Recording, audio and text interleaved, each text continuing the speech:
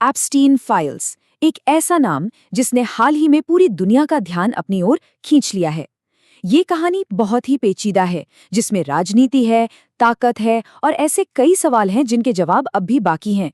चलिए आज इस पूरे मामले को परत दर परत समझने की कोशिश करते हैं।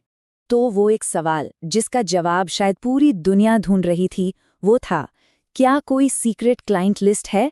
बस इसी एक रहस्य ने लोगों के अंदर जबरदस्त दिलचस्पी जगा दी और हमारी आज की ये पड़ताल भी इसी के इर्द गिर्द घूमने वाली है। तो सबसे पहले ये समझते हैं कि आखिर ये एप्स्टीन फाइल्स हैं क्या। देखिए, ये कोई एक दो फाइलें नहीं हैं, बल्कि लाखों दस्तावेजों का एक बहुत बड़ा जखीरा है। सोचिए जरा, 300 गीगाबाइट से भी ज्यादा डेटा। इसमें एप्स्टीन के काले कारनामों से लेकर उसके पावरफुल दोस्तों तक की हर जानकारी मौजूद है।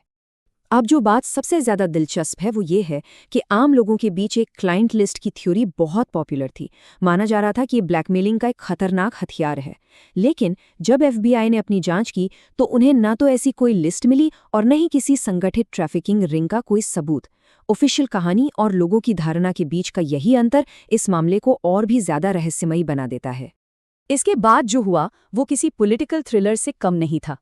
इन फाइलों को पब्लिक करने के लिए एक लंबी और बहुत ही उलझी हुई राजनीतिक लड़ाई शुरू हो गई।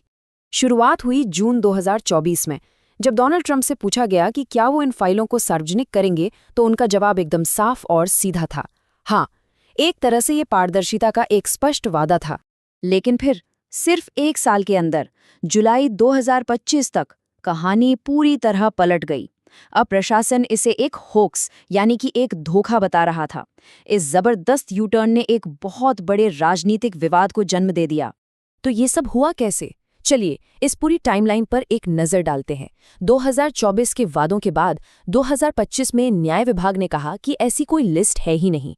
लेकिन जनता और कांग्रेस का दबाव बढ़ता जा रहा था, इतना कि कांग्रेस के सदस्यों को वोटिंग करवाने के लिए एक खास प्रक्रिया का इस्तेमाल करना पड़ा और आखिरकार नवंबर 2025 में एप्स्टीन फाइल्स ट्रांसपेरेंसी एक्ट कानून बन ही गया। अब जरा इन नंबरों पर गौर कीजिए, 427 वोट पक्ष में और सिर्फ 1 वोट विपक्ष में। ये आंकड़े दिखाते हैं कि इन फाइलों को पब्लिक करने की मांग पर दोनों राजनीतिक दलों के बीच एक असाधारण सहमति बन चुकी थी। ये बहुत बड़ी बात थी। तो ठीक है, राजनीतिक लड़ाई खत्म हुई, फाइलें बाहर आ गईं, लेकिन सवाल ये है कि इन दस्तावेजों के अंदर आखिर था क्या? चलिए अब इसके अंदर झांकते हैं। न्याय विभाग ने जनवरी 2026 तक पता है कितने पेज जारी किए? पूरे 35 लाख। इस संख्या से ही अंदाजा लगाया जा सकता है कि ये डेटा कितना ज्यादा था। और सिर्फ कागज ही नहीं थे, इसमें 1,80,000 तस्वीरें भी शामिल थीं। इससे पता चलता है कि ये जानकारी कितनी तरह की और कितनी गहरी थी। तो इन फाइलों में क्या क्या मिला? देखिए, इसमें कई चौंकाने वाली चीजें थी। 2007 की एक ड्राफ्ट चार्जशीट, एप्स्टीन के प्राइवेट जेट की फ्लाइट की पूरी जानकारी, उसके करीबी लोगों के diagrams, financial records, personal email और तो और ब्रिटिश सरकार से लीक हुई कुछ खुफिया जानकारी भी। तो मतलब इन सबसे जो सबसे बड़ी बात निकल कर आई वो ये थी कि ये कोई सीधी साधी लिस्ट नहीं थी, बल्कि ये तो ताकतवर लोगों के साथ रिश्तों का एक बहुत ही उलझा हुआ जाल था। और इसकी असली अहमियत ये थी कि इसने कई ऐसे लोगों के दावों को झूठा साबित कर दिया जो सालों से एप्स्टीन से अपनी नज़दीकियों को नकार रहे थे। लेकिन कहानी यहीं खत्म नहीं होती। असल में इन फाइलों को जिस तरह से रिलीज किया गया, उसी ने एक नया और बहुत ही दर्दनाक विवाद खड़ा कर दिया। देखिए, इरादा तो अच्छा था, मकसद था पारदर्शिता लाना और साथ ही पीड़ितों की पहचान को सुरक्षित रखना। पर हुआ क्या? बिल्कुल इसका उल्टा। पीड़ितों के वकीलों ने इसे पीड़ितों की निजता का अब तक का सबसे बड़ा उल्लंघन तक कह दिया। पीड़ितों की तरफ से लड़ रहे एक वकील ब्रैड एडवर्ड्स ने तो साफ साफ कहा कि इसमें हजारों गलतियां थीं। उनका आरोप था कि न्याय विभाग ने एक बेसिक कीवर्ड सर्च करने तक की जहमत नहीं उठाई, जिससे ये पक्का हो पाता कि संवेदनशील जानकारी सही से छिपाई गई है या नहीं। और इस लापरवाही का नतीजा कितना भयानक था, सोचिए। कम से कम 43 पीड़ितों के पूरे नाम दुनिया के सामने आ गए। कुछ नाम तो 100 से भी ज्यादा बार बिना छिपाए दस्तावेजों में मौजूद थे। मतलब जिनकी रक्षा होनी थी, उन्हें ही सबसे ज्यादा चोट पहुंची। और पता है सबसे बड़ी भूल क्या थी? एक बहुत ही मामूली सी तकनीकी खामी। जिन नामों या जानकारी को काली पट्टी से छिपाया गया था, उन्हें कोई भी बस कॉपी पेस्ट करके देख सकता था।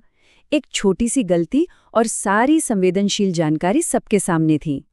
इन फाइलों के बाहर आते ही इसका असर पूरी दुनिया में दिखना शुरू हो गया।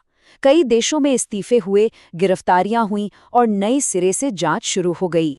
इसका असर इतना व्यापक था कि स्लोवाकिया और ब्रिटेन में बड़े-बड़े अधिकारियों को इस्तीफे देने पड़े। ब्रिटेन में तो शाही परिवार से जुड़े सदस्य तक की गिरफ्तारी हुई। नॉर्वे और तुर्की जैसे देशों ने अपनी-अपनी जांच शुरू कर दी। और तो और एप्स्टीन क्लास जैसा एक नया शब्द ही बन गया, जो ताकत और अपराध के इस गठजोड़ को दिखाने के लिए इस्तेमाल होने लगा। बात इतनी बढ़ गई कि संयुक्त राष्ट्र के एक पैनल ने इसे एक वैश्विक आपराधिक गिरोह तक कह दिया और ये भी कहा कि इसने शायद मानवता के खिलाफ अपराध किए हों। ये एक बहुत ही गंभीर बयान था। कितनी अजीब बात है ना? जिस रिलीज का मकसद था सारी अटकलों को खत्म करना और जवाबदेही तय करना, उसी ने प्राइवेसी, न्याय और डेटा को संभालने के तरीकों पर एक नई वैश्विक बहस छेड़ दी, जो आज भी चल रही है। तो अंत में सवाल आज भी वही है। फाइलें तो दुनिया के सामने हैं, लेकिन क्या इससे तस्वीर साफ हुई या हम सब और भी गहरे भ्रम में उलझ गए हैं? ये एक ऐसा सवाल है जिसका जवाब शायद आने वाले वक्त में हमें खोजना पड़ेगा।